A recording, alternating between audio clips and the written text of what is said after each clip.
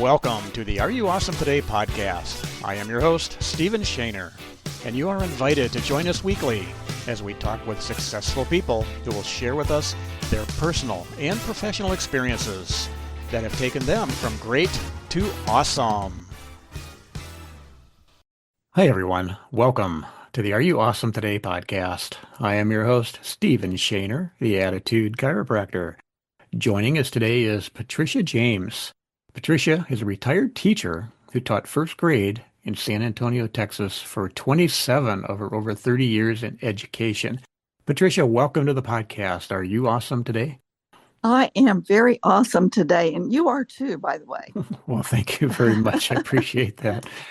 So 27 years as a first grade teacher. Tell us a little bit about how you first started off and gained a passion for being a teacher and maybe some of the, simple things that you learned along the way to enhance that. Well, I was a very obedient child, and when I was 8 years old, I was out on the front porch playing dolls or something. And my dad called me in, and I came in the house, and he said, I have just heard on the radio there's going to be a teacher shortage, and I think you should think about teaching. I said, okay. So I went back out on the porch and started playing school, and I haven't ever stopped playing school. That was my desire at that time, and it never wavered. I wanted to teach always. But when I went in to get my first job at in public schools, and I went in and the principal said, well, I'm thinking about putting you in first grade. And I'm like, oh dear, first grade. They have to learn to read and do math and all these things I don't know. But I took it, and did I learn to love those children? I tell you, they are so funny. I mean, so funny. I sometimes laugh out loud, and sometimes I would wait till I got home and tell my husband, and we'd both laugh. And so that's what caused me to write 2 books, mostly about first grade and about our own family, because I had funny children too.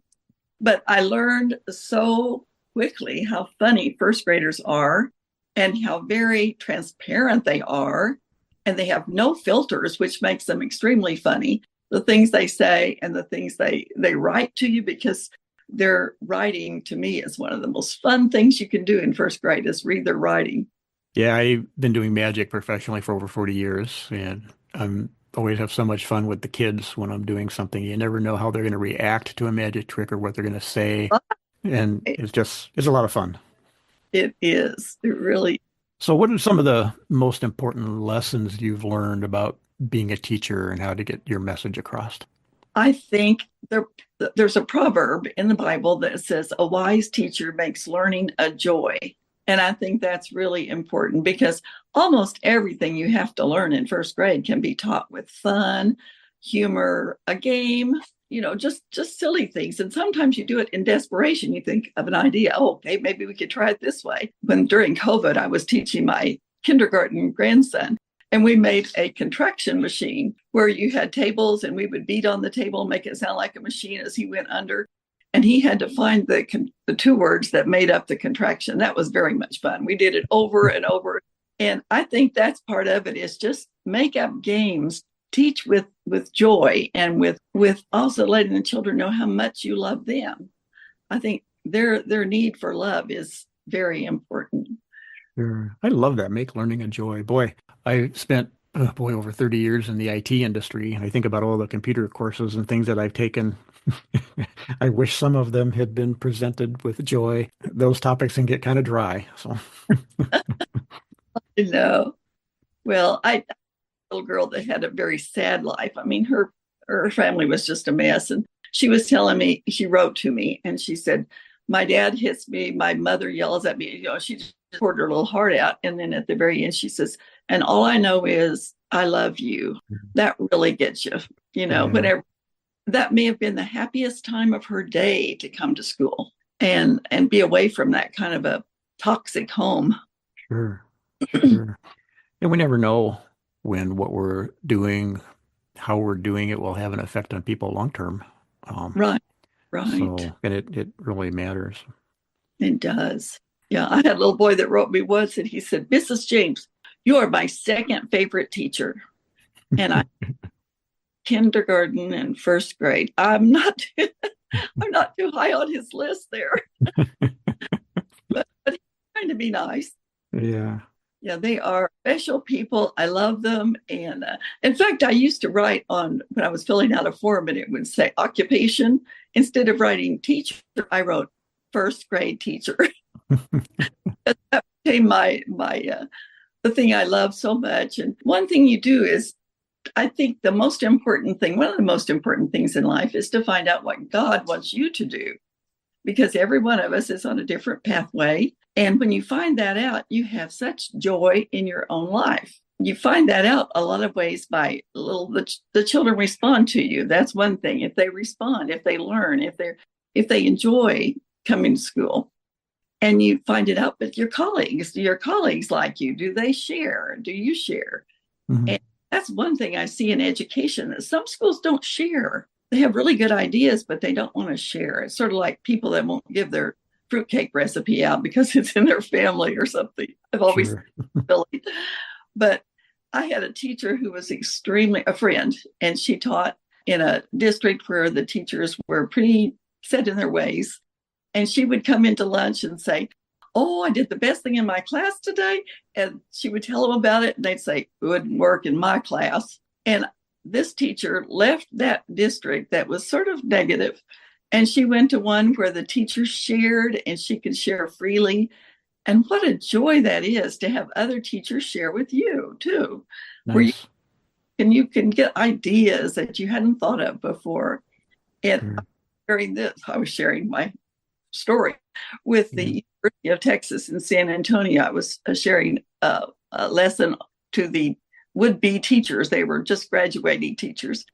And the next week, they had open houses for all the different elementary schools in our district, and that people could go and talk to the different principals.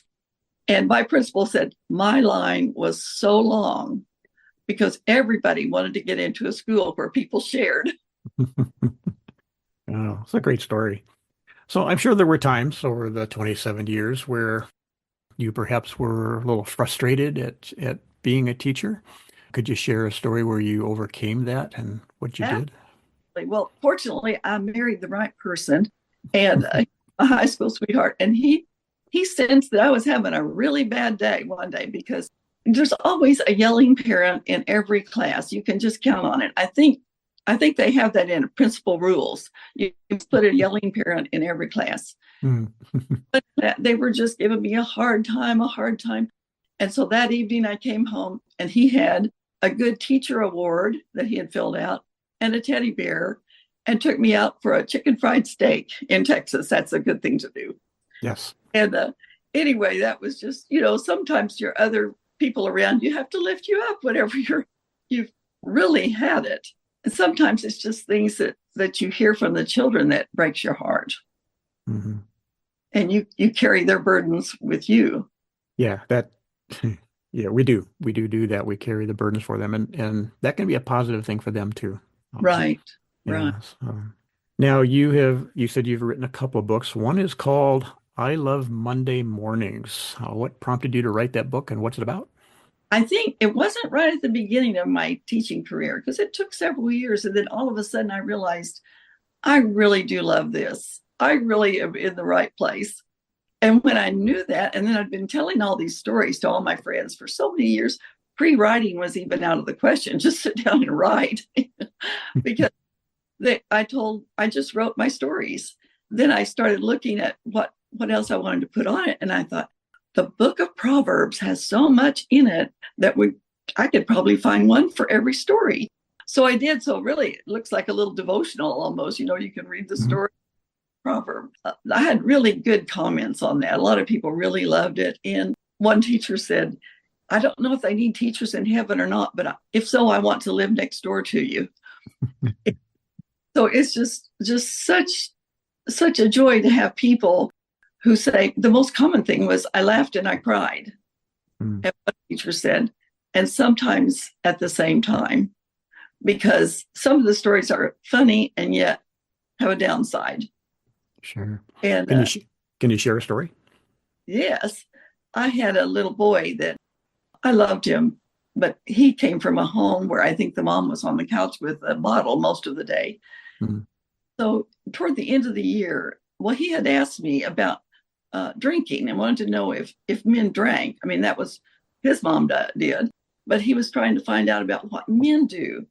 And toward the end of the year, he wrote me a note and he said, "Mrs. James, what do Mr. James do?" That's the exact quote. "What do Mr. James do? I know what you do. You love and care for people, but what do Mr. James do?" And I thought, he wants to know about men. How can I become a man? And I thought, I can't tell him in just a few words. You need to live with a daddy for years and watch him, a good daddy, and watch how he lives. And it's not something really that you can learn in a book. It's more of a caught thing. But that breaks your heart when you see a little boy just searching. And I don't know what happened. I don't know if maybe she remarried and had a good stepdad for him or something, but that was a sad thing for me. Yeah, that is sad. Love and care for people. Should that be a motto for people in your profession? And Jesus said there's 2 commandments: love God, love others. That's easy. Mm-hmm. Hard to do, but easy to say. Yeah, it's very good. Now, your website is patjames.site, SITE. Is that how people can reach out to you and have a chat? They can, or they can buy a book on, I don't think I have mine set up for buying books on the website. That's probably silly of me. But they can go to Barnes & Noble or Amazon and can purchase a book there. Just, I love Monday mornings and don't miss school on Mondays. And that has an interesting, I had a little boy that told his mother, I can't be absent from school on Monday because Mrs. James misses us too much. He just knew I was grieving till the kids came back. He didn't know I had weekend children too. My husband and I share the passion for working with children. And so we volunteer to teach at church. So I've taught almost every grade, I think, but that's part of the fun. And then when we moved to Austin, where I live now, we thought, now, what does God want us to do here that we can be of service to the Lord and to the church? And about that time, I got a text from a lady who had been to my yard sale of all things. And she said, I want my children to have more Christian education, and I think you're the one. I said, Jerry, what do you think? And he said, well, sounds like an answer to prayer to me. So we started a Bible club for children kindergarten through 5th grade. Right now it meets in our home. This is our beginning of our 7th year, and meets in our home. We have snacks, and then we have videos and stories and a drama or a craft that goes along with it. And the kids love it. They love to come. We do caroling at Christmas and swim party in the spring. And that helps my teaching desire to come out, because I still miss teaching after all these years. I went in the closet to clean out my teacher file after all these years, and I looked at it and I couldn't do it. I couldn't throw it away. This brings me joy just to look at the things that I got to do with the children. Sure. What final thoughts do you have for teachers, mentors, coaches? I don't have a method for it. I think it's something that you get from other people, from your own life experiences. I've had student teachers. I love having student teachers, except then I don't get to teach, but I love watching them. I've had some really good ones through the years. All right, excellent. Well, Patricia, thank you so much for spending some time with us and sharing your insights on being a teacher. And I love some of these things you had to say, make learning a joy. I think that's so important. If all of us would keep that in mind, no matter what we're doing out there, keep learning. And when we're learning, make sure that we're learning with joy as well. So thank you so much for being such a great guest. Well, thank you for having me, Mr. Shane. I appreciate it. Oh, happy to do it. And for you and for everyone listening, everyone, have an awesome day. Thanks for joining us today. For more information about our podcasts and speakers, and for additional educational resources, connect with us at awesomeattitude.net. Until next time, be you and be awesome.